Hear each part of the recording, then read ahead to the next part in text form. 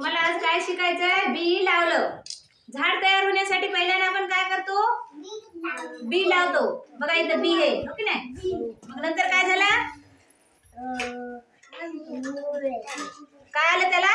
अंकुर आला एक. बीजा अंकुर. त्याला काय म्हणायचं? बीजा अंकुर आला छोटूसा. आणि नंतर काय झाले बघा?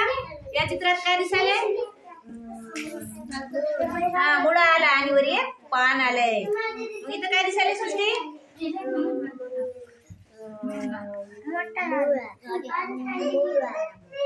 मुळा आले आणि पानं आले तिथं बघा. दिसायलेत पानं?